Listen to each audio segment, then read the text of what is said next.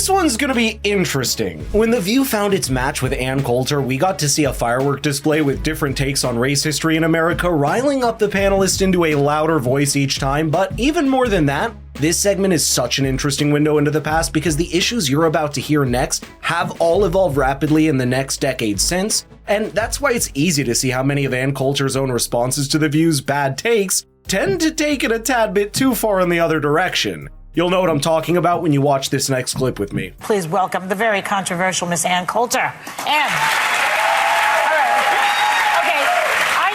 To tell me what you're trying to say in this book, because we don't know what you're trying to say.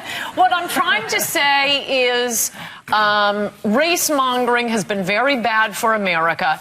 Liberals use it to promote causes that have nothing to do with blacks and in fact harm blacks. And that excellent lead-in you just gave about OJ, I mean, I think that was the moment, having lived near New York City in the 70s and 80s, which was the golden era. It was like Trayvon Martin and Duke lacrosse case every day.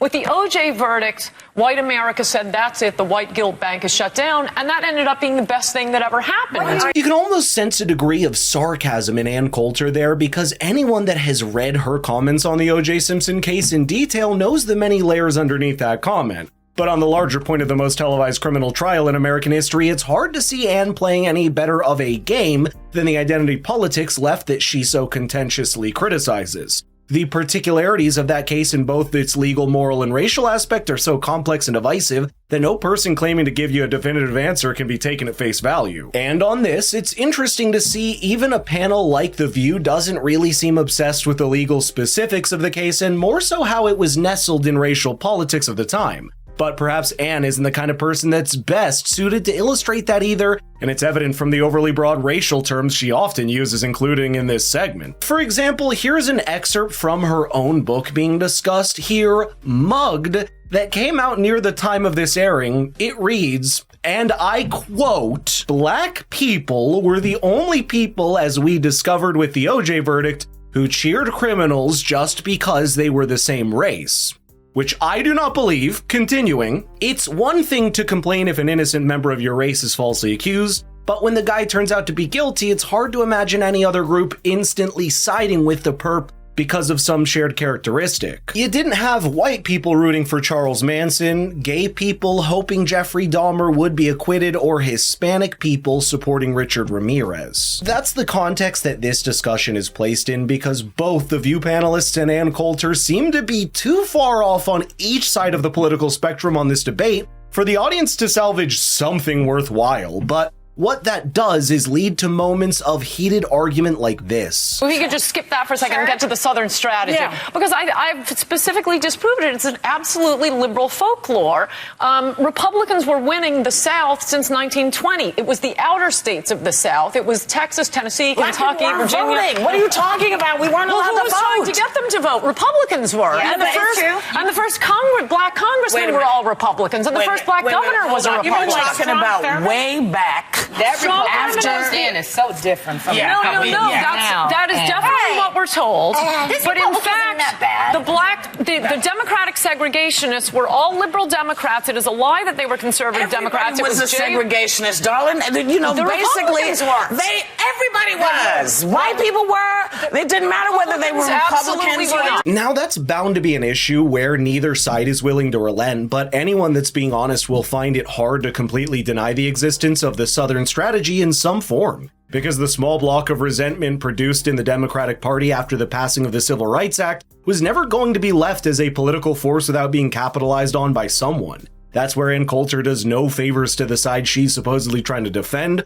A much better approach would have been to recognize the Southern strategy as a racist relic of the past and move on. The historical fact around the strategy to court the disillusioned segregationist voter base is hard to deny, but all of those strategists have worked under Nixon, have passed, and their ideas have been phased out. That's why RNC chairman Ken Mehlman came out in 2005 recognizing and apologizing for the strategy to use race as a political wedge in the late 60s. He said, and I quote, "Some Republicans gave up on winning the African American vote, looking the other way or trying to benefit politically from racial polarization. I am here today as the Republican chairman to tell you we were wrong." And it's not like the Republicans are the only ones to blame for it. 50 years ago was a very different time, and Even some Democrat factions had broken off after the Civil Rights Act had passed. We've all got things we could atone for, but the start of that is recognizing that they happened. It seems to me that voter suppression is happening in areas where black people and Hispanics are, and it really is being promoted by the Republicans,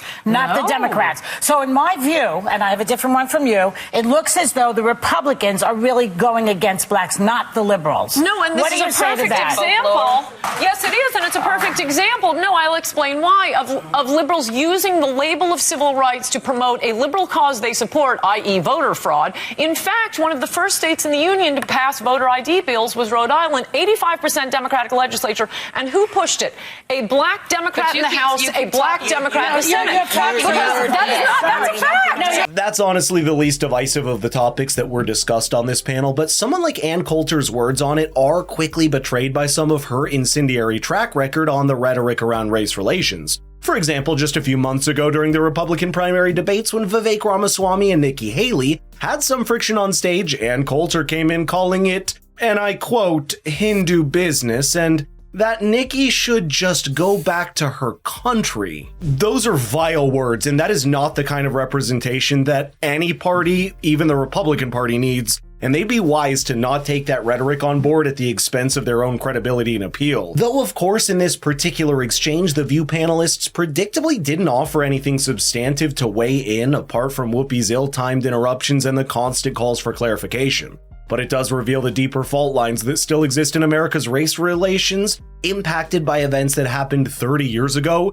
with the O.J. Simpson case, or 60 years ago, plus with the civil rights movement. Every book that you write is very controversial and shocking, and it's usually an opinion that's disparate with everybody else's. Right. Do you just write these books and try to find whatever it is that's going to make everybody say, Well, do you believe this crap?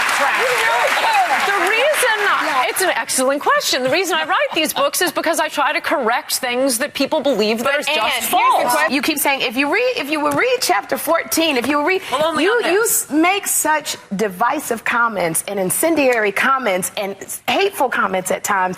It makes people not want to pick up your book and read it. So people who agree with her read it. Yeah, well, people agree with it. No, I don't think so. You name a hateful comment in here. When you talk about you stay in the past, that Republican. No, only because it was brought up. There's only one chapter on the past, and I mean, it's just a fact. It's refreshing to see Barbara Walters. She was a balanced occasional voice on The View, which can hardly be said about the current lineup. Right now, I think segments like this are a window into the evolution of our race discussion just 10 years ago, much less many decades ago, and that means chipping through the noise we too often see on the mainstream media and understanding that no one's completely free of guilt in the history of race relations. Starting from the premise is how we've made progress so far, and that's the only way to move forward without being dragged down by the weight of the past.